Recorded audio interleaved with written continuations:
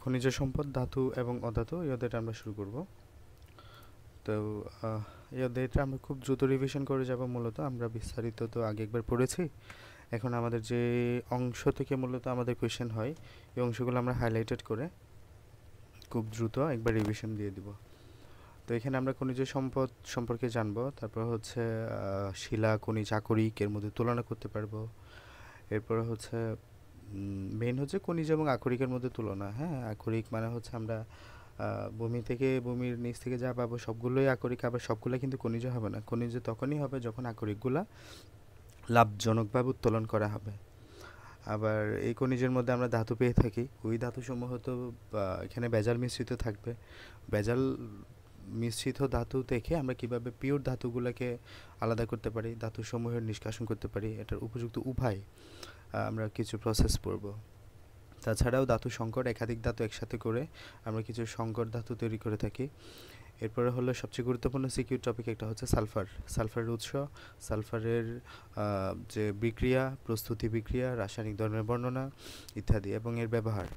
এরপর হলো খনিজ দ্রব্যের সসীমতা, যথাযথ ব্যবহার, পুনর্ব্যবহারের গুরুত্ব বিশ্লেষণ ইত্যাদি মূলত আমাদের এদের আলোচ্য টপিক। ফার্স্ট অফ অল আমাদের যে টপিকটা আছে সেটা হচ্ছে খনিজ সম্পদ বা মিনারেল রিসোর্সেস। তো খনিজ সম্পদ মানে কি, যদি সংজ্ঞাটা বলতে হয় এভাবে বলবা: মাটি, পানি, বায়ুমণ্ডল যে অংশ যে আমরা প্রয়োজনীয় বিভিন্ন ধাতু, অধাতু, উপধাতু এবং বিভিন্ন যৌগ প্রকৃতিতে মাটি, পানি কিংবা বায়ুমণ্ডল থেকে সংগ্রহ করি। মাটি, পানি, বায়ুমণ্ডল যে অংশ থেকে এগুলোকে সংগ্রহ করা হয়, এই যে ধাতু, অধাতু, উপধাতু এগুলো আর কি, যে এখান থেকে সংগ্রহ করা হয় তাকে বলে আমরা খনিজ। খনিজ হইতে পারে কঠিন, খনিজ হইতে পারে তরল, খনিজ হইতে পারে গ্যাস। তো কঠিন হলে এটা কি হবে? লোহা বা তামা। যেমন তরল হলে কি হইতে পারে? পেট্রোলিয়াম বা খনিজ তেলের খনিজ। আবার গ্যাসীয় হইতে পারে, এটা প্রাকৃতিক গ্যাসের খনিজও হইতে পারে এক্ষেত্রে।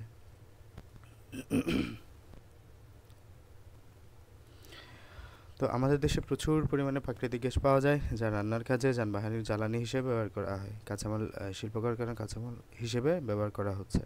মধ্যপ্রাচ্যের বিভিন্ন দেশে আমাদের পেট্রোলিয়ামের খনিজ রয়েছে, যা তারা সারা পৃথিবীতে রপ্তানি করছে এবং সমস্ত পৃথিবীর খনিজ তেলের চাহিদা পূরণ করছে। দক্ষিণ আফ্রিকাতে রয়েছে সোনা এবং হীরার খনিজ, এবং এছাড়াও পৃথিবীর দেশে বিভিন্ন দেশে বিভিন্ন ধরনের খনিজ পাওয়া যায়, যা দেশ তথা সমগ্র পৃথিবীর উন্নয়নে মুখ্য ভূমিকা পালন করছে। তো এই সবগুলাকে একসাথে আমরা বলি খনিজ। খনিজ। তো এখানে কিছু ভূত্বকের উপাদানের ইয়ে দেওয়া আছে, দেখো সবচেয়ে বেশি পরিমাণে আমরা পাবো অক্সিজেন 46%, এরপরে হলো সোডিয়াম 3%, এছাড়াও অ্যালুমিনিয়াম পাবো 8.5%, সিলিকন পাবো 27%, ম্যাগনেসিয়াম 2%, অন্যান্য যে পদার্থ আছে এগুলো 2%, আয়রন হলো 5%, ক্যালসিয়াম হলো 4%।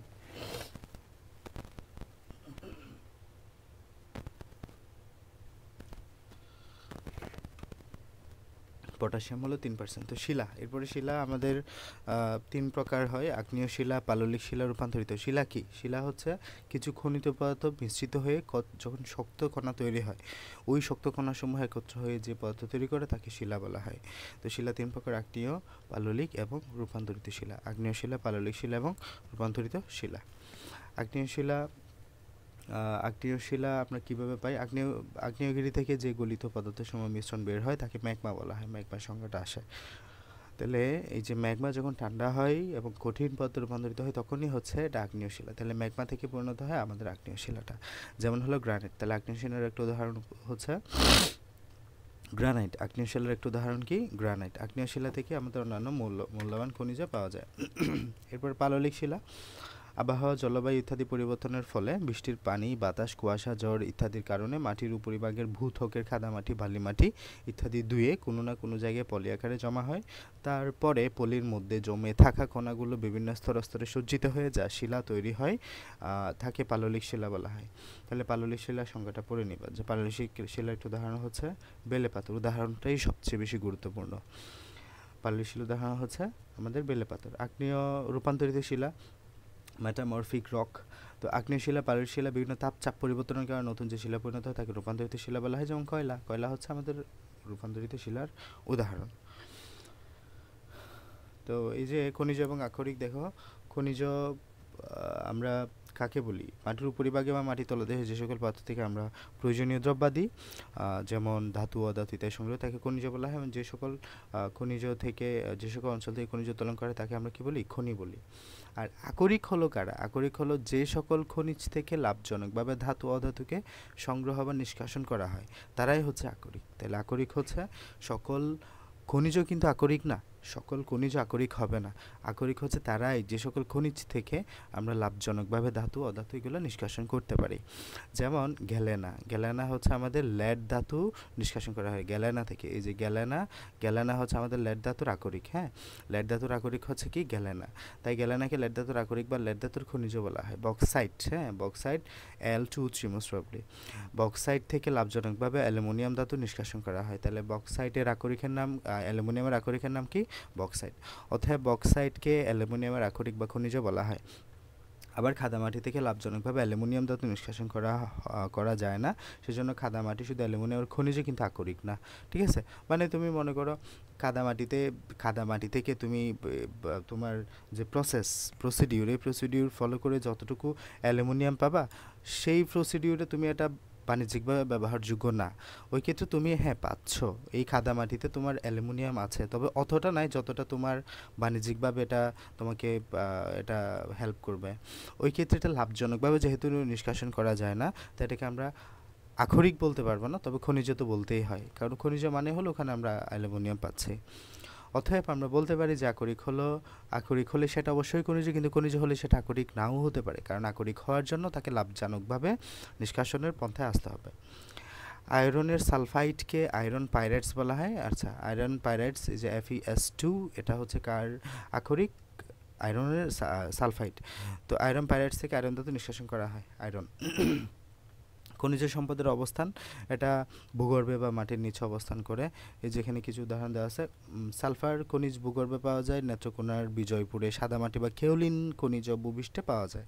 কক্সবাজারের সমুদ্রের বালিতে জিরকোনিয়ামের খনিজ জিরকন, আবার লোহার খনিজ হ্যামাইট, অ্যালুমিনিয়ামের খনিজ বক্সাইট, এগুলা অনেক জায়গাতে ভূপৃষ্ঠে পাওয়া যায়। হ্যালোজেন সমূহের প্রধান উৎস হলো সমুদ্রের পানি। ধাতু নিষ্কাশন মানে আমরা আকরিক থেকে ধাতু সংগ্রহ করার যে প্রসেস, এটাই হচ্ছে ধাতু নিষ্কাশন বা মেটাল এক্সট্রাকশন। তো এই যে বিভিন্ন ধাতুর ধর্ম বিভিন্ন, সে কারণে সকল ধাতুকে পৃথক করতে নির্দিষ্ট কোনো একটা প্রক্রিয়া নেই। হ্যাঁ, সকল ধাতুকে পৃথক করতে কোনো একটা নির্দিষ্ট প্রক্রিয়া নেই। তো তাই বিভিন্ন ধাতু নিষ্কাশনের প্রক্রিয়া ভিন্নতা রয়েছে, মানে এক এক ধাতু এক এক রকমের রিয়াকশনের সাথে যায়, যখন যেরকম দরকার হয় সেরকমভাবে আমাদের নিষ্কাশনের পদ্ধতি অবলম্বন করতে হয়, তাই আলাদা আলাদা পদ্ধতি রয়েছে। কিছু কিছু অসক্রিয় ধাতু যেমন হলো সোনা, প্লাটিনাম, এগুলোকে একত্রে কখনো বিশুদ্ধ অবস্থায় পাওয়া যায়। অসক্রিয় মানে কি? তারা খুব সহজে প্রকৃতিতে বিক্রিয়া করে না। যদি তারা খুব সহজে প্রকৃতিতে বিক্রিয়া করেই না থাকে, তাহলে আমরা যেখানেই তাকে পাবো সেখানে একদম তাকে বিশুদ্ধ অবস্থায় পাবো, এখানে ভেজাল কোনো মিশ্রিত থাকবে না। কিন্তু কম বা অধিক সক্রিয় যেগুলো আছে, এগুলো প্রকৃতিতে পাওয়া যায়। যেমন ধাতুসমূহের অক্সাইড মানে হলো, এটা তুমি মনে করো যে সালফারকে সালফার ডাইঅক্সাইড হিসেবে পাইতে পারো। এটা সালফার কিন্তু একা থাকবে না কখনো, সালফারকে তুমি পিওর একা পাবা না, সালফারকে অক্সিজেনের সাথে মিক্স অবস্থায় সালফার ডাইঅক্সাইড হিসেবে পাবা। তাহলে তোমার কাছে এখন সালফার ডাইঅক্সাইড থেকে সালফারকে পৃথক করা, বাট তুমি যে এখানে কম সক্রিয় বা অসক্রিয় যেটা রয়েছে সোনা, প্লাটিনাম, এগুলো কিন্তু কখনো কারোর সাথে বিক্রিয়া খুব একটা যায় না, ফলে তুমি এটাকে যেখানেই পাবে সেখানে পিওর বা বিশুদ্ধ অবস্থায় পাবা। তো এই যে অক্সাইড হিসেবে পাইতে পারো, সেমভাবে সালফাইড হিসেবে পাইতে পারো, ঠিক আছে, নাইট্রেট হিসেবে পাইতে পারো, কার্বনেট হিসেবে পাইতে পারো, অন্যান্য যে কোনো প্রকার যৌগ হিসেবে পাইতে পারো। তাই সক্রিয় ধাতুসমূহের যৌগগুলোকে বিজারিত বা তড়িৎ বিশ্লেষণ প্রক্রিয়ায় তাদের যৌগ থেকে পৃথক করা হয়। ধাতু আকরিক থেকে ধাতু নিষ্কাশন অনেকগুলো ধাপ রয়েছে। এই যে আকরিকের চূর্ণ বিচূর্ণকরণ, আকরিকের ঘনীকরণ, ঘনীকৃত আকরিককে অক্সাইডে রূপান্তর, ধাতব অক্সাইডকে মুক্ত ধাতুতে রূপান্তর, ধাতু বিশুদ্ধকরণ, এই ধাপগুলো ইউজ করে আমরা কাজ করে থাকি। তো এই ধাপ রিডিং পড়বা, আকরিককে চূর্ণ বিচূর্ণকরণ, বড় বড় যে শিলা, বড় বড় যে কঠিন শিলাখণ্ড, এগুলোকে ভেঙে ভেঙে ছোটো ছোটো টুকরো পরিণত করা হয় এবং এখানে কোন যন্ত্র ইউজ করা হয়? বল ক্রাশার। বল ক্রাশারের সাহায্যে ছোটো ছোটো মিহি কণায় পরিণত করা হয়। আমাদের যন্ত্রের নামটা আসে যে কোন যন্ত্রের সাহায্যে ছোটো ছোটো একটু পরিণত করা হয়? বল ক্রাশারের মাধ্যমে মিহি দানায় পরিণত করা হয়, আর জো ক্রাশারের মাধ্যমে হলো তোমার ছোটো ছোটো টুকরোয় পরিণত করা হয়। মনে করো এই যে এটা একটা বড় পাথর, এই বড় পাথরকে তুমি ছোটো ছোটো পাথরে পরিণত করবে, এখানে ফাংশন করবে কি? জো ক্রাশার। জো ক্রাশার। আর এই ছোটো ছোটো পাথরগুলোকে একদম মিহি দানায় পাউডারের মতো করে ফেলতে সাহায্য করবে কে? আমাদের বল ক্রাশার। বল ক্রাশার, এই দুটো ইয়ার নাম একটু পড়বা। এরপর আকরিকের ঘনীকরণ। আকরিকের ঘনীকরণ, আমরা যে আকরিক ধাতু নিষ্কাশন করা হয় সে আকরিক ব্যতীত অন্যান্য কিছু পদার্থ আকরিকের সাথে মিশ্রিত থাকবে না, এখানে অনেক অপদ্রব্য মিশ্রিত থাকবে। এখন ওই মিশ্রিত থাকা অপদ্রব্যগুলোকে আমরা বলি খনিজ মল। তো কাজে আকরিক যখন চূর্ণ বিচূর্ণ করে পাউডারের দানায় পরিণত করা হয়, সেই পাউডারের দানার মধ্যে বিভিন্ন অপদ্রব্য বা খনিজ মল থাকে। যেমন বক্সার আকরিকে খনিজ তোলার সময় বক্সার আকরির সাথে খনিজ মল এসে বালি মিশ্রিত থাকে। এই খনিজ মলসমূহকে দূর করার জন্য আকরিক পাওয়ার জন্য যে পদ্ধতি প্রয়োগ করা হয় তাকে আকরিকের ঘনীভবন বলা হয়। মানে আমরা যদি খনিজ মলগুলোকে আলাদা করে ফেলতে পারি তাহলে আমরা ওখানে এক প্রকারের বিশুদ্ধ করে ফেললাম। আকরিকে ঘনীকরণের জন্য বিভিন্ন পদ্ধতি ব্যবহার করা হয়। এই ক্ষেত্রে আমরা হাইড্রোলাইটিক পদ্ধতি, তারপর চুম্বকীয় পৃথকীকরণ, ফেনাবাসন পদ্ধতি, রাসায়নিক পদ্ধতি ইত্যাদি পদ্ধতি ইউজ করা হয়। এখানে পদ্ধতি সম্পর্কে বিস্তারিত আলোচনা করা হয়েছে, তোমরা একটু জাস্ট রিডিং দেবে, এগুলো আহামরি কোনো গুরুত্বপূর্ণ না, পরীক্ষায় খুব একটা আসছে তাও না। হাইড্রোলাইটিক পদ্ধতি এক্ষেত্রে একটা কম্পমান হেলানো কাঁচকাটা টেবিলের মধ্যে আকরিককে ঢালা হয়, এরপর আকরিকের মধ্যে পানি প্রবাহিত করা হয়। এরপরে ফেনাবাসন পদ্ধতি, হ্যাঁ, এরপরে হচ্ছে চুম্বকীয় পৃথকীকরণ পদ্ধতি, এরপরে হচ্ছে এই যে মানে চুম্বকীয় পৃথকীকরণ পদ্ধতিতে কোনগুলা কাজ করবে এগুলো একটু ইন্ডিভিজুয়ালি পড়বা। চুম্বকীয় পৃথকীকরণ পদ্ধতিতে সেই সব পদার্থই তুমি এক্ষেত্রে করতে পারবা যে সকল পদার্থসমূহ তোমার চুম্বক দ্বারা আকর্ষিত হবে, যে ধাতুগুলো আর কি। এরপর রাসায়নিক পদ্ধতি, যে সকল ক্ষেত্রে কোনো পদার্থ আকরিক বা খনিজ মৌলের যে কোনো একটির সাথে বিক্রিয়া করে কিন্তু অন্যটির সাথে বিক্রিয়া করে না, সেই সকল ক্ষেত্রে আকরিক থেকে খনিজ মৌল অপসারণ করার জন্য রাসায়নিক পদ্ধতি প্রয়োগ করা হয়। তো এই ক্ষেত্রে আমরা রাসায়নিক পদ্ধতি প্রয়োগের ক্ষেত্রে যেমন বক্সাইড থেকে অ্যালুমিনিয়াম অক্সাইড পাওয়ার জন্য রাসায়নিক পদ্ধতি প্রয়োগ করা হয়। বক্সাইডের সাথে আয়রন অক্সাইড, টাইটানিয়াম অক্সাইড, বালি ইত্যাদি খনিজ মৌল মিশ্রিত থাকে। তো বক্সাইডের মধ্যে সোডিয়াম হাইড্রোক্সাইড যোগ করলে উত্তপ্ত বক্সাইডের সাথে সোডিয়াম হাইড্রোক্সাইড বিক্রিয়া করে সোডিয়াম অ্যালুমিনেট তৈরি করে। এরপরে সোডিয়াম অ্যালুমিনেটের সাথে যখন তুমি পানি যোগ করবে অ্যালুমিনিয়াম হাইড্রোক্সাইড পাবা, সোডিয়াম হাইড্রোক্সাইড পাবা। অ্যালুমিনিয়াম হাইড্রোক্সাইডের মধ্যে আমরা এই যে অ্যালুমিনিয়াম যে হাইড্রোক্সাইড, এটা মাটির নিচে তলানি পড়বে আমরা জানি, হ্যাঁ, প্রিসিপিটেশন বা অদক্ষেপণ বিক্রিয়া হবে এটা। অ্যালুমিনিয়াম হাইড্রোক্সাইড এবার আমরা সহজে পৃথক করে ফেলতে পারবো, এটা হচ্ছে নিয়ম। তাহলে দেখো কীভাবে আমরা অ্যালুমিনিয়াম এই যে রাসায়নিক পদ্ধতি নাকি অনেক রকমের বিক্রিয়া, একটা বিক্রিয়া দেখাইছে অ্যালুমিনিয়াম বক্সাইড, অ্যালুমিনিয়ামের যেটা আকরিক, এই অ্যালুমিনিয়াম বক্সাইড থেকে তুমি যদি এটা পৃথক করতে চাও এটার সাথে সোডিয়াম হাইড্রোক্সাইড দিবা, সোডিয়াম অ্যালুমিনেট তৈরি হবে। এই সোডিয়াম অ্যালুমিনেট টা পরবর্তীতে পানির সাথে বিক্রিয়া করে অ্যালুমিনিয়াম হাইড্রোক্সাইড এবং সোডিয়াম হাইড্রোক্সাইড তৈরি হবে। Here aluminium hydroxide will be precipitated, এটা অদক্ষেপণ হবে এটার, দেন অদক্ষেপণ হলে এটাকে আমরা জানি পৃথক করে ফেলতে পারবো, এটা যদি পাত্রের নিচে তলানি হিসেবে জমে থাকে। এরপরে অ্যালুমিনিয়াম হাইড্রোক্সাইডকে যখন তুমি আলাদা করতে পারবা, এটাকে যখন তুমি বিয়োজন বিক্রিয়া নিবা, এটা অ্যালুমিনিয়াম অক্সাইড এবং পানি তৈরি করে দিবে। এভাবে আমরা বিশুদ্ধ অ্যালুমিনিয়াম অক্সাইড পেয়ে থাকি।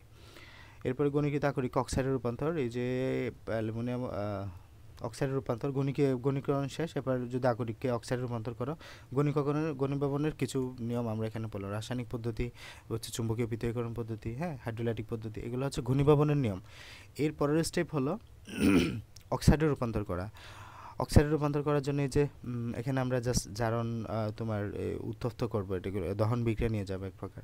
তাহলে এখানে গণিত গলনাঙ্কের চেয়ে কম তাপমাত্রায় বাতাসে বস্তু উত্তপ্ত করা হয়, একে বশীকরণ বিক্রিয়া বলা হয়। বশীকরণের ফলে আকরিক থেকে পানি সহ কার্বনের বাইকার্বনেট হাইড্রোক্সাইড জাতীয় কিছু অপদ্রব্য কার্বন ডাইঅক্সাইড কিংবা পানি হিসেবে দূরীভূত হয়। এই সকল অপদ্রব্য দূর না করলে পরবর্তীতে এইগুলো দূর করা কঠিন হয়। এই যে এখান থেকে আমাদের পানির তাপ দেওয়া হচ্ছে, এগুলো আমাদের দেখো জিঙ্ক কার্বন থেকে জিঙ্ক অক্সাইড, তাহলে অক্সাইড পরিণত হলো না, ক্যালসিয়াম কার্বন থেকে ক্যালসিয়াম অক্সাইডে পরিণত হলো না, এভাবে আমরা অক্সাইড পরিণত করি। এরপর আকরিকের তাপজারণ, লেড সালফেট, তারপর জিঙ্ক সালফেট, এগুলোর সাথে আমরা তাপজারণের মাধ্যমে ওটা অক্সাইডে পরিণত করি। এখন এরপরের ধাপ হলো ধাতব অক্সাইড থেকে মুক্ত ধাতু রূপান্তর। এখন তুমি ধাতব অক্সাইড তৈরি করে ফেলছো, জিঙ্ক অক্সাইড পরিণত করলা জিঙ্ক কার্বন থেকে, ক্যালসিয়াম কার্বন তৈরি করলা ক্যালসিয়াম অক্সাইড থেকে, ক্যালসিয়াম অক্সাইড তৈরি করলা ক্যালসিয়াম কার্বন থেকে। এভাবে এখন এই অক্সাইডগুলো থেকে এই ক্যালসিয়াম অক্সাইডে তোমার দরকার না, এখানে অক্সিজেন সহ আছে, এটা লাগবে না। এখান থেকে পিওর ক্যালসিয়ামটা লাগবে তোমার, এখান থেকে পিওর জিঙ্কটা লাগবে তোমার, এখান থেকে পিওর আয়রনটা লাগবে তোমার, এখান থেকে পিওর লেডটা লাগবে তোমার, এখান থেকে পিওর জিঙ্কটা লাগবে তোমার। তাহলে এগুলাতে আমরা এবার কীভাবে পরিণত করবো সেটাই হচ্ছে ধাপ। তো এটাকে এরপরে আকরিক বশীকরণ বা তাপজারণ করায় যে ধাতব অক্সাইড পাওয়া যায় তাদেরকে বিজারিত করলে ধাতু পাওয়া যায়। এখন হলো এই ধাতব অক্সাইডগুলোকে, যে ধাতব oxide lead oxide zinc oxide এগুলোকে একটা ধাতব অক্সাইড, ধাতু প্লাস অক্সিজেন না, তাই ধাতব অক্সাইড। এই ধাতব অক্সাইডগুলোকে কী করতে হবে, বিজারিত করতে হবে। এবং বিজারিত করলে বিভিন্নভাবে এই বিজারণ সম্পন্ন করা যায়, যেমন তড়িৎ বিশ্লেষণের মাধ্যমে বিজারণ, কার্বন বিজারণ পদ্ধতি, সহজ বিজারণ, ধাতুর সক্রিয়তা সিরিজে তাদের অবস্থানের উপর কোনো পদ্ধতিতে বিচারণ সম্পন্ন করে তা নির্ভর করে। তো এখানে আমাদের কিছু সক্রিয়তা সিরিজ আছে, সক্রিয় সিরিজ মেনটেন করে আমরা বিজারণ প্রক্রিয়াটা দিই, যে অনেক বেশি সক্রিয় ধাতুর সময় যাদের অবস্থান সক্রিয়তা সিরিজের উপরে দেখে। তো এরা হলো তড়িৎ বিশ্লেষণের মাধ্যমে ক্ষেত্রে আমরা বিজারণগুলো, যে কে না কে মেগাইভার এলোজনা ফিরে সুস্মিতাকে পাবে হাই কুলাঙ্গার হাজে আজি পিটাবে আমায়, এই ছন্দটি তোমরা মাথায় রাখতে পারো। তবে এগুলো স্পেসিফিকলি এই চারটা মাথায় রাখতে হবে, এই চারটা মাথায় রাখতে হবে, এই চারটা মাথায় রাখতে হবে, এই অংশটা মাথায় রাখতে হবে।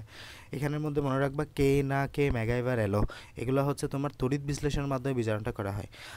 জিঙ্ক আয়রন লেড এটা হচ্ছে কার্বন বিজারণের মাধ্যমে। কুলাঙ্গার হাজি আজি, হ্যাঁ কুলাঙ্গার হাজি আজি এটা হচ্ছে তোমার কপার, তারপর হচ্ছে মার্কারি, তারপর হচ্ছে সিলভার, এগুলো আমরা স্ববিজারণ পদ্ধতিতে আমরা বিজারণ করি। এরপর হচ্ছে প্লাটিনাম এবং অরাম, হ্যাঁ এগুলো বিশুদ্ধ অবস্থায় পাওয়া যায়, কারণ এগুলো কি আমরা জানি অসক্রিয় না, এগুলো কেমন থাকে অসক্রিয়। অসক্রিয় হলে আমরা ডিরেক্ট বিশুদ্ধ অবস্থায় পাবো, এদেরকে কোনো রকমের বিজারণেরও প্রয়োজন হয় না। তড়িৎ বিশ্লেষণের মাধ্যমে বিজারণ, এটা আমরা মনে হয় অষ্টম অধ্যায়ে পড়ে আসছি। অষ্টম অধ্যায়ে একটা এই নিয়মটা আমরা অষ্টম অধ্যায়ে পড়ে আসছিলাম। এখানে তোমার ক্যাথোড থাকবে, অ্যানোড থাকবে, কার্বন দণ্ড অ্যানোড হিসেবে কাজ করবে। এরপরে যেটার সাথে তোমার যেটা মিশ্রিত, যেটা তোমার বেজাল সহ আছে এটাকে এক পাশে দেওয়া হবে। দেন আমরা জানি এখান থেকে বিজারণ প্রক্রিয়া সম্পন্ন হবে। এটাই পড়ে দেখবে একবার। কার্বন বিজারণ, এখানে কার্বন বিজারণের ক্ষেত্রে এখানে তাপ সহ দিয়ে কার্বনের সাথে বিক্রিয়া উত্তপ্ত করে ধাতু নিষ্কাশন করা হয়। জিঙ্ক অক্সাইড কার্বনের সাথে বিক্রিয়া করলেই এখানে জিঙ্ক তুমি আলাদা করে পেয়ে যাচ্ছ। এই যে আয়রন অক্সাইড পানির সাথে আয়রন পেয়ে যাচ্ছ, লেড পেয়ে যাচ্ছ, কপার পেয়ে যাচ্ছ, তাহলে একদম পিওর ধাতু পেয়ে গেলা তুমি, আর কিছু করার নাই। এটাই কার্বন বিজারণ পদ্ধতি। এরপরে স্ববিজারণ পদ্ধতি, অটো রিডাকশন। সক্রিয়তা সিরিজে অবস্থিত নিচের দিকে অবস্থিত কম সক্রিয় ধাতু কপার, তারপর হচ্ছে মার্কারি, সিলভার ধাতু সময়ের অক্সাইডের ক্ষেত্রে কোনো বিজারক যোগ না করে শুধু উত্তপ্ত করেও বিজারণ ঘটানো হয়। এক্ষেত্রে দেখো আমাদের মার্কারির একটা আকরিক, এটা হচ্ছে ফার্স্ট অক্সিজেনের সাথে দিবা, অক্সিজেন লিকুইড ফর্মে তৈরি হবে, হ্যাঁ মার্কারিটা। এরপরে আবার এটা অক্সিজেনের সাথে দিবা, কিংবা এটা এইভাবে তৈরি হয়ে গেল, তো হ্যাঁ এইভাবে একবার তৈরি হওয়া যায়। কিংবা এটা যদি তিনটা অক্সিজেনের সাথে দাও তাহলে এখানে মার্কারি অক্সাইড পাবা, দেন সালফার ডাইঅক্সাইড পাবা, দেন এটা সলিড পাবা, আবার এটা হচ্ছে সলিড হিসেবে পাবা। এটা সলিড হিসেবে পাইলে দেন আবার এটা তুমি লিকুইড হিসেবে পেতে পারো।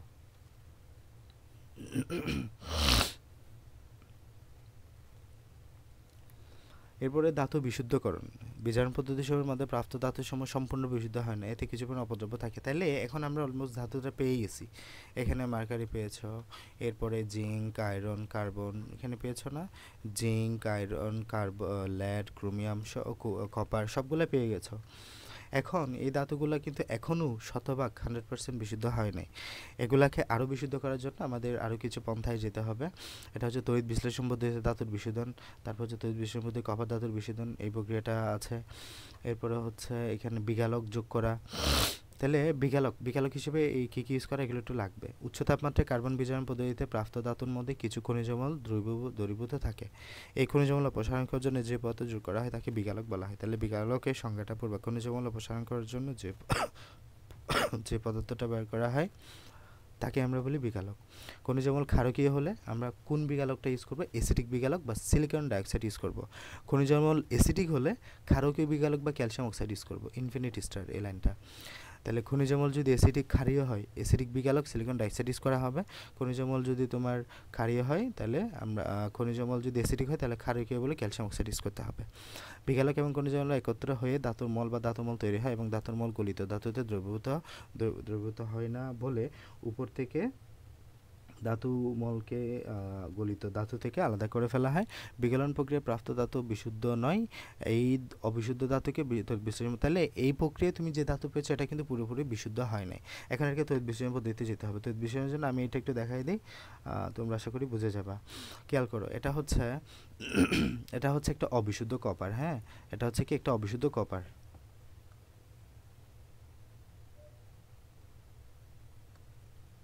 এই যে এটা হচ্ছে কি একটা অবিশুদ্ধ কপার, মানে হলো এখানে কপার প্লাস ভেজাল, কপার প্লাস ভেজাল আছে। হ্যাঁ, কপার প্লাস ভেজাল আছে। অবিশুদ্ধ যে কপার, এটাকে তুমি অ্যানোড হিসেবে ইউজ করবা। এটাকে কী হিসেবে ইউজ করবা? অ্যানোড হিসেবে ইউজ করবা, মনে রাখতে হবে। অবিশুদ্ধ কপারকে তুমি অ্যানোড হিসেবে ইউজ করবা, অবিশুদ্ধ কপারকে তুমি অ্যানোড হিসেবে ইউজ করবা।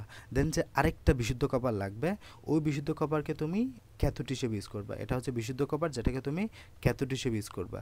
এবং এই যে এই বিশুদ্ধ কপারটাকে তুমি ব্যাটারির ঋণাত্মক প্রান্তের সাথে যুক্ত করবা, এই যে অবিশুদ্ধ কপারটাকে তুমি ব্যাটারির ধনাত্মক প্রান্তের সাথে যুক্ত করবা। আমরা জানি অ্যানোডকে ধনাত্মকের সাথে যুক্ত করা হয়, ক্যাথোডকে ঋণাত্মকের সাথে যুক্ত করা হয় তড়িৎ বিশ্লেষণ প্রক্রিয়ায়।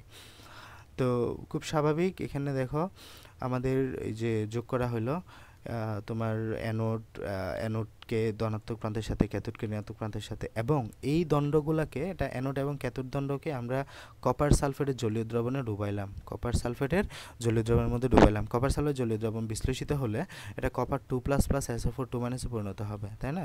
এই যে দেখো এখানে কপার 2+ আছে, SO4 2- আছে পানির ভিতরে। কপার সালফেটটা বিয়োজিত হয়ে কপার 2++ SO4 2- পরিণত হলো। এই যে কপার 2+ এবং SO4 2- এটা আমাদের লাগবে। এখন ঘটনা ঘটবে কি, আমরা জানি অ্যানোডে জারণ ঘটে, ক্যাথোডে বিজারণ ঘটে, তাই না? অ্যানোডে জারণ, ক্যাথোডে বিজারণ। এখন অ্যানোডে জারণ মানে কি? জারণ মানে ছাড়ন, জারণ মানে ইলেকট্রন ছাড়ন। এই যে এখানে যেই কপারটা আছে এটা অ্যানোড হিসেবে কাজ করতেছে না, এই কপারটা ইলেকট্রন ছাড়বে, এই কপারটা ইলেকট্রন ছাড়বে, এই কপারটা ইলেকট্রন ছেড়ে সে কপার 2+এ পরিণত হবে, কপার 2+এ পরিণত হবে, কপার 2+এ পরিণত হবে।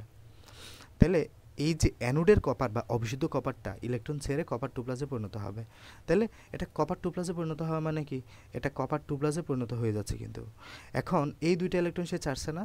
আমাদের দ্রবণে কিন্তু আগে একটা কপার 2+ ছিল, বি কেয়ারফুল, দ্রবণে একটা কপার 2+ ছিল আগে, কারণ আমরা বলেছি এটাকে কপার সালফেটের জলীয় দ্রবণে তুমি মিশ্রিত করলা।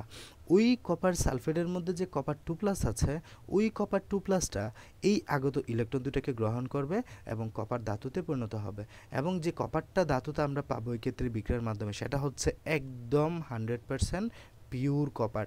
এবং এই 100% পিওর কপারটা, যেটা বিশুদ্ধ কপার হিসেবে ক্যাথোড হিসেবে ইউজ করা হয়েছে, ওখানে গিয়ে আস্তে আস্তে আস্তে আস্তে জমতে থাকবে, ওখানে আস্তে আস্তে গিয়ে জমতে থাকবে। এবং যেটা অ্যানোড, এটা আস্তে আস্তে আস্তে ক্ষয় হতে থাকবে। কেন ক্ষয় হতে থাকবে? কারণ এখানে ইলেকট্রন ছাড়তে থাকবে সে। ওই ইলেকট্রনটা আবার আমাদের দ্রবণে কপার 2+ একত্রিত হয়ে একদম বিশুদ্ধ কপার তৈরি করতেছে। এভাবে তড়িৎ বিশ্লেষণের মাধ্যমে আমরা অবিশুদ্ধ কপার থেকে বিশুদ্ধ কপার তৈরি করে থাকি। তাহলে সেটা দিতেন।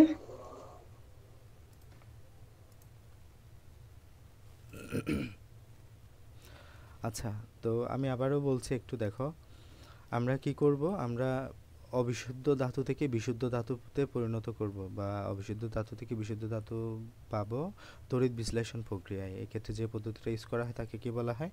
তড়িৎ বিশ্লেষণ। তড়িৎ বিশ্লেষণ কেন? কারণ এখানে আমাদের তড়িৎ ইউজ করে এই প্রক্রিয়াটা করানো হচ্ছে। এই যে ব্যাটারি ইউজ করা হচ্ছে না, এই জন্য তড়িৎ বিশ্লেষণ। তো এই যে ব্যাটারির ধনাত্মক প্রান্ত, ব্যাটারির ধনাত্মক প্রান্তের সাথে অ্যানোড হিসেবে অবিশুদ্ধ কপারকে যোগ করা হবে। ব্যাটারির ধনাত্মক প্রান্তের সাথে অ্যানোড হিসেবে অবিশুদ্ধ কপারকে যোগ করা হবে। অবিশুদ্ধ কপার মানে যেখান থেকে আমরা আলটিমেটলি বিশুদ্ধ কপার পেতে চাচ্ছি, যেখানে ভেজাল সহ যুক্ত আছে। এরপরে ব্যাটারির ঋণাত্মক প্রান্তের সাথে বিশুদ্ধ কপার জোগাড় করে বিশুদ্ধ কপার হিসেবে আমরা ক্যাথোড হিসেবে এটাকে ইউজ করব। একটা বিশুদ্ধ কপারকে ব্যাটারির ঋণাত্মক প্রান্তের সাথে যুক্ত করে ইউজ করব। এই দুটা দণ্ডকে, এই দুটা তড়িৎদ্বারকে আমরা কপার সালফেটের জলীয় দ্রবণে ডুবাবো, কপার সালফেটের জলীয় দ্রবণে ডুবাবো। এবং আমরা জানি কপার সালফেট এখানে আয়নিত হয়ে কপার 2+ এবং SO4 2- পরিণত হবে। এটা হচ্ছে দ্রবণের কপার 2+ S এবং সালফেট আয়ন, এই যে দ্রবণের মধ্যে আছে এগুলা। এরপরে এই যে এখানের ভিতরে আমাদের এখন জারণ বিজারণ হবে, আমরা জানি। তো জারণ হয় কোথায়? অ্যানোডে, অ্যানোডে জারণ হয়, অ্যানোডে জারণ হবে, ক্যাথোডে বিজারণ হবে। তো অ্যানোডে জারণ মানে কি? জারণ মানে ইলেকট্রন চারণ। এই যে এইখানে যে কপারটা আছে ভেজাল কপার, ওই ভেজাল কপারটা ক্ষয় হতে থাকবে। কিভাবে ক্ষয় হবে? কারণ সে ইলেকট্রন ছাড়তে থাকবে, কারণ আমরা জানি তার মাঝে জারণ হবে, অ্যানোডে জারণ হয়।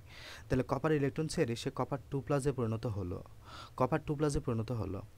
এই যে দুইটা ইলেকট্রন ছাড়লো না, সেই দুইটা ইলেকট্রন যে দ্রবণের কপার 2+ ছিল, এই যে কপার সালফেট ভাঙলে তুমি কপার 2+ এবং SO4 2- পাচ্ছিল না, এই দ্রবণের কপার 2+টা ওই আগত ইলেকট্রন দুটাকে গ্রহণ করবে। ওই কপার 2+টা আগত ইলেকট্রনটাকে গ্রহণ করে সে কপার ধাতুতে পরিণত হবে, এবং যে কপার ধাতুতে পরিণত হবে সেটা হচ্ছে মূলত একদম সলিড এবং পিওর, মানে হলো বিশুদ্ধ কপার। এই বিশুদ্ধ কপার যেটা তৈরি হচ্ছে প্রতিনিয়ত, এই কপারটা এখানে এসে এসে আস্তে আস্তে জমা হবে, যেটা বিশুদ্ধ কপার, ওই বিশুদ্ধ কপারের গায়ে আস্তে আস্তে আস্তে আস্তে জমা হবে। তো এটা আস্তে আস্তে ক্ষয় হতে থাকবে। এখানে ভাঙা ভাঙা দেখতেছো না একটু নিচে, এই যে ভাঙা ভাঙা দেখা যাচ্ছে, এই ভাঙা ভাঙা মানে বোঝাচ্ছে হলো এটা আস্তে আস্তে ক্ষয় হতে থাকতেছে, এটা আস্তে আস্তে ক্ষয় হচ্ছে, এটা আস্তে আস্তে ক্ষয় হচ্ছে, ক্ষয় হতে থাকে, এখান থেকে ইলেকট্রন ছাড়তে থাকবে এই জন্য। এবং এখানে আস্তে আস্তে এটা জমা হবে, এই কপার 2+টা এখানে আস্তে আস্তে জমা হবে, মানে কপার হিসেবে জমা হবে। এখানে ইলেকট্রন দুটো জমা হয়ে কপার 2+টা কপারের ধাতুতে পরিণত হয়ে এখানে আস্তে আস্তে আস্তে আস্তে জমা হবে, এবং আলটিমেটলি আমরা বিশুদ্ধ ধাতু বা কপারটা আলাদা করে পারতেছি। এবং এখানে আলটিমেটলি পড়ে থাকবে কি, যেটা ভেজাল, ওই ভেজালটা এখানে আলটিমেটলি শুধুমাত্র পড়ে থাকবে, সম্পূর্ণ কপারটা আমাদের ওই কপার ধাতুতে গিয়ে জমা হয়ে যাবে। এটাই হচ্ছে সিস্টেম। এখানে দেখাইছে কপার সলিড মানে হলো, এটা একটু বলে দেওয়া দরকার, অবিশুদ্ধ কপার অ্যানোড থেকে কপার 2+, এই যে অবিশুদ্ধ কপার, এটা হচ্ছে ভেজাল যেটা কপার, এটা এটা দুইটা ইলেকট্রন ছেড়ে দিবে, কপার 2+-এ পরিণত হয়। এই দুইটা ইলেকট্রনটা দ্রবণের যে কপার 2+, এটা কিসে? এটা দ্রবণে। এই দ্রবণে কপার 2+টা দুইটা ইলেকট্রন গ্রহণ করে কপার সলিডে পরিণত হবে, যেটা বিশুদ্ধ কপারের ক্যাথোডে গিয়ে জমা হয়। এটাই, এগুলো একটু পড়ে নিবা, গুরুত্বপূর্ণ।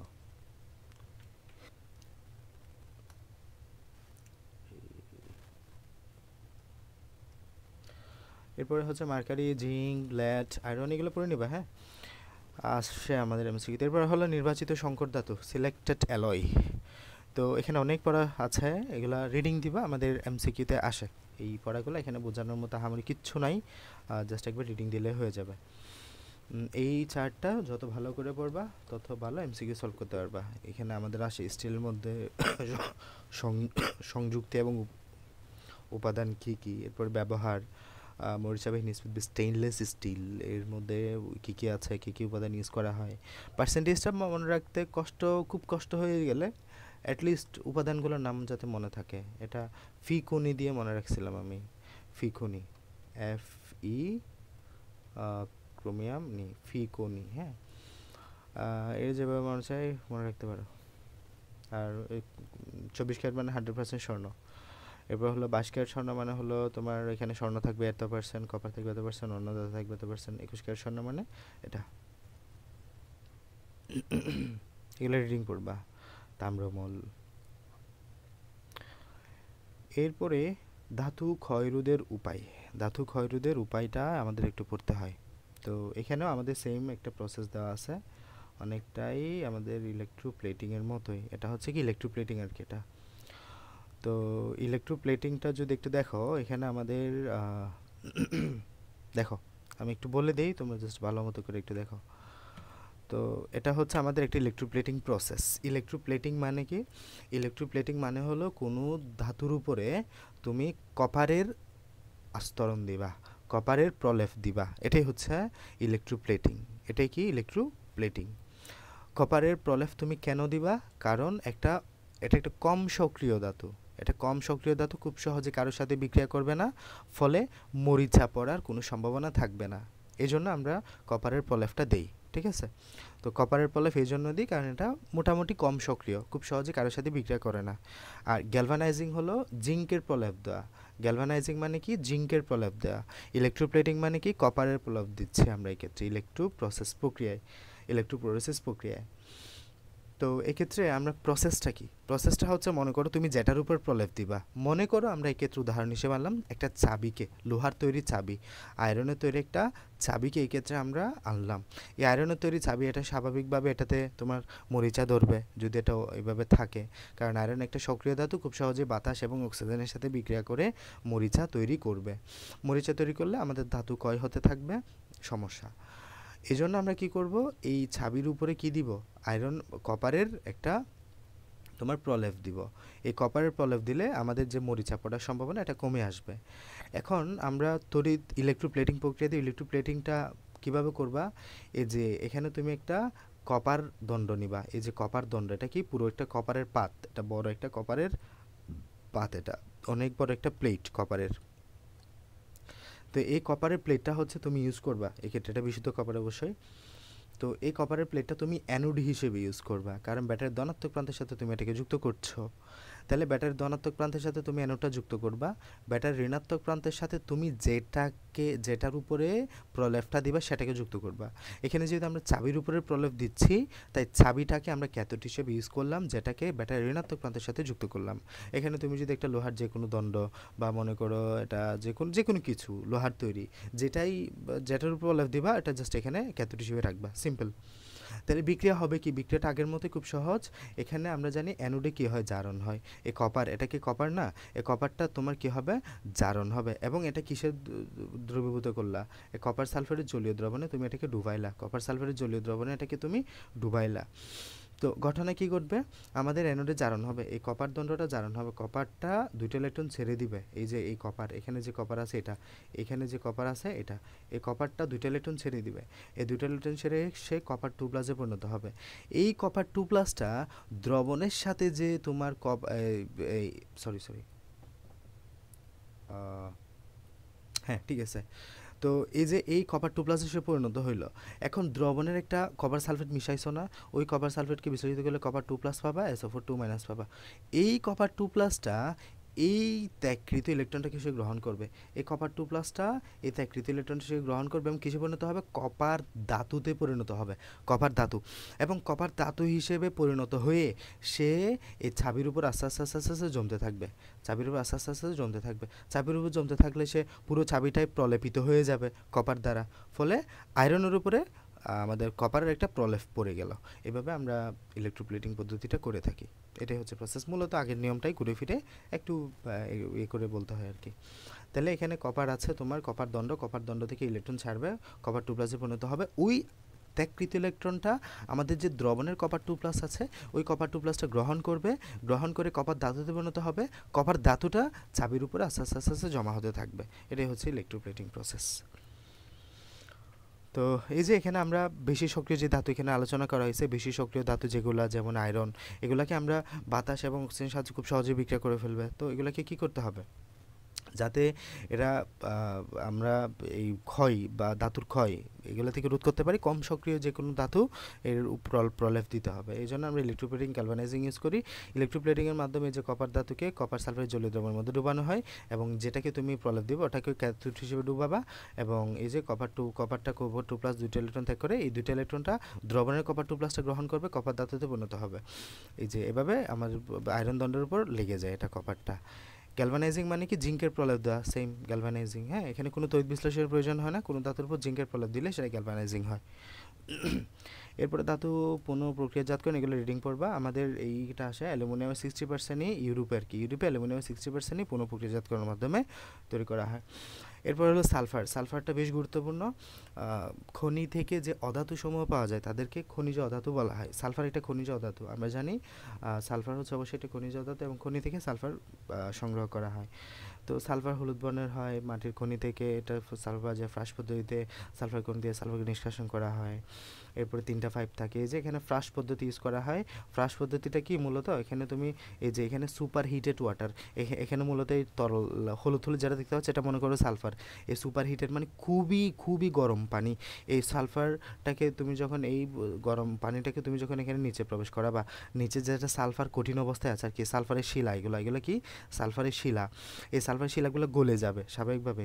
সালফারের গলনাঙ্ক যদি আমরা জানি, ওই সালফারের গলনাঙ্ক থেকেও যদি আমরা বড় বেশি বা স্ফুটনাঙ্ক থেকে যদি বেশি আমরা দিতে পারি, তোমার তাপমাত্রার বেশি পানি দিতে পারি, তাহলে ওই সালফার গলে যাবে, গলে গ্যাসে পরিণত হবে, এরপরে বা পানি তরলে পরিণত হবে। ওই তরল সালফারটা এবং এদিকে কি প্রবেশ করা হয়? বায়ু প্রবেশ করা হয়, বায়ু A5 দিয়ে বায়ু প্রবেশ করা হয়। তাহলে দেখো এদিকে তুমি এই A5 দিয়ে তুমি কি প্রবেশ করাচ্ছ? গরম পানি। গরম পানির মাধ্যমে এটা এখানে ভিতরে গিয়ে এই সালফারটা যেটা আছে কঠিন সালফার, এটাকে তরলে পরিণত করে ফেলতেছে গলিয়ে। এখন এই এখন এটাকে আমাদের আরেকটা 5 দিয়ে উপরে তুলতে হবে। এখন এটার জন্য কি করতে হবে? প্রেশার দিতে হবে, বায়ুর প্রেশার। এই বায়ু প্রেশার জন্য মাঝখানের একটা 5 দিয়ে আমরা বায়ু প্রবেশ করাই ভিতরে। বায়ু প্রবেশ করে এখানে অনেক বেশি প্রেশার বেড়ে যাবে, অনেক বেশি প্রেশার বেড়ে যাবে। প্রেশার বাড়লে এই তরল যেটা সালফার, এটা অটোমেটিক্যালি উপরে উঠে আসবে, তরল সালফারটা। এভাবে আমরা ফ্লাশ পদ্ধতিতে সালফার উত্তোলন করা হয়। এগুলো একটু পড়ে দেখবে আবার। এই যেখানে বলা হয়েছে এগুলো কত চাপ ইউজ করা হয় 100 ডিগ্রি, এই যে এখানে অতিরিক্ত চাপে 100 থেকে 374 ডিগ্রি তাপমাত্রার মধ্যবর্তী একটা সুপার হিটেড ওয়াটার বলা হয়। হ্যাঁ, এত থেকে বায়ুমণ্ডলের চাপ প্রবেশ করানো হয় এগুলো। এরপরে সালফার ডাইঅক্সাইড যৌগ, সালফার বিভিন্ন যৌগের কথা আলোচনা করা হয়েছে। সালফার ডাইঅক্সাইড, এরপরে হচ্ছে তোমার সালফিউরিক অ্যাসিড, খুব গুরুত্বপূর্ণ ফর সিকিউ। সালফিউরিক অ্যাসিডটা স্পর্শ পদ্ধতিতে আমরা সালফিউরিক অ্যাসিড প্রস্তুত করে থাকি। এখানে কিছু পদ্ধতির কথা বলা হয়েছে। দাব একে সালফার এবং অক্সিজেন বিক্রিয়া করে সালফার ডাইঅক্সাইড তৈরি করা হয়। দাব দিয়ে সালফার ডাইঅক্সাইড অক্সিজেনের সাথে বিক্রিয়া করে, এখানে তাপমাত্রা আছে কিছু, হ্যাঁ, সালফার ডাইঅক্সাইড তৈরি করা হয়। এই সালফার ডাইঅক্সাইডটা পরবর্তীতে আমাদের পানির সাথে বিক্রিয়া করে সালফিউরিক অ্যাসিড তৈরি করে। কী তৈরি করে? Sulphuric acid. তো সালফার ডাইঅক্সাইডের সাথে সরাসরি পানির সাথে বাষ্পীয় সালফিউরিক তৈরি হয়, যা ঘন কুয়াশার মতো পরিস্থিতি সৃষ্টি করে। তাহলে দেখো এই যে এখানে মাঝখানে বিক্রিয়াটা লিখে নেয় তারা, এই যে এখানে সালফার ডাইঅক্সাইডটা, এই সালফার ডাইঅক্সাইডটা যখন তুমি আবার কার সাথে দিবা? পানির সাথে দিবা, তখন সে সালফিউরিক অ্যাসিড তৈরি করে। তবে এই সালফিউরিক অ্যাসিড তুমি কেমন পাবা? ঘন কুয়াশার মতো পাবা। এইতে শিল্প কারখানায় কাজের অসুবিধা হয়। তো এই জন্য এই বাষ্পীয় সালফিউরিক অ্যাসিডকে ঘনীভূত করে তরল সালফিউরিক অ্যাসিডে পরিণত করা কঠিন হয়। এই জন্য সালফার ডাইঅক্সাইডকে প্রথমে গাঢ় সালফিউরিক অ্যাসিডের সাথে শোষণ করে ধূমপায়মান সালফিউরিক প্রস্তুত করা হয়। এই জন্য আমরা যে এভাবে যদি করি তাহলে কি হবে? এই সালফিউরিক, এখানে যদি পানির মাধ্যমে আমরা সালফিউরিক অ্যাসিড প্রস্তুত করে থাকি, তাহলে এখানে একটা ঘন কুয়াশার মতো পরিস্থিতি সৃষ্টি হবে, যেটাকে তরলে পরিণত করা আমাদের জন্য কষ্টসাধ্য। এই জন্য এই সালফার ডাইঅক্সাইডকে আগে থেকেই প্রস্তুত করা কিছু সালফিউরিক অ্যাসিডের সাথে যুক্ত করা হয়। এই যে সালফিউরিক অ্যাসিডের সাথে সালফার ডাইঅক্সাইডে যুক্ত করা হবে, এবং যেটা তৈরি করবে সেটা হচ্ছে আমাদের ধূমায়মান সালফিউরিক অ্যাসিড। ঠিক আছে, এই যে সালফারিক ঘনীভূত করে সালফিউরিক প্রস্তুত করা হয়। সালফার ডাইঅক্সাইড প্রথমে সালফিউরিক অ্যাসিড শোষণ করে ধূমায়মান সালফিউরিক অ্যাসিড প্রস্তুত করা হয়। এই যে অলিয়াম বলা হয় এটাকে। এটাকে কী বলা হয়? অলিয়াম। এটাকে কী বলা হয়? অলিয়াম। এই ধূমায়মান সালফিউরিক অ্যাসিডের অপর নাম অলিয়াম, S2S27। তাহলে এই সালফিউরিক অ্যাসিড, আমাদের এই সালফার ডাইঅক্সাইড যেটা পাইলাম, এটাকে আগে থেকে প্রস্তুত করা আর কি, কিছু সালফিউরিক অ্যাসিডের সাথে দিলে এটা তুমি কী পাবা? অলিয়াম পাবা। এখন অলিয়ামকে আবার তুমি পানির সাথে বিক্রিয়া করাবে, এটা তুমি একদম পিওর সালফিউরিক অ্যাসিড পাবা। এটা হচ্ছে নিয়ম। তাহলে এটা খুব গুরুত্বপূর্ণ কিন্তু ফর সিকিউ, এই বিক্রিয়াগুলো এবং স্টেপগুলো। বিক্রিয়াগুলো মনে রাখবা, স্টেপগুলো তুমি অটোমেটিক্যালি নিজের মতো করে লিখতে পারবা লেখাগুলো আর কি। সালফিউরিক অ্যাসিড ধর্ম, এটা অবশ্যই আমরা জানি অ্যাসিডিক ধর্ম, এবং এর অ্যাসিড ধর্ম রয়েছে, হাইড্রোজেন দান করবে। জারণ ধর্ম রয়েছে এর, এবং তীব্র জারক হিসেবেও কাজ করে এটা। জারণ ধর্ম রয়েছে, নির্দন ধর্ম রয়েছে, এটা ডিহাইড্রেটিং প্রপার্টি। নির্দন মানে কি? পানি শোষণ করে যেটা, হ্যাঁ, যে পথে কোনো জগতে পানি শোষণ করে তাকে নির্দক বলা হয়। পানি শোষণ করার ধর্মকে নির্দন ধর্ম বলা হয়। লঘু সালফিউরিক অ্যাসিডের কোনো নির্দন ধর্ম নেই, কিন্তু গাঢ় সালফিউরিক অ্যাসিডের নির্দন ধর্ম আছে। গাঢ় সালফিউরিক অ্যাসিড চিনি পানি শোষণ করে, এই জন্য গাঢ় সালফিউরিক অ্যাসিডকে নির্দন বলা হয়। জি।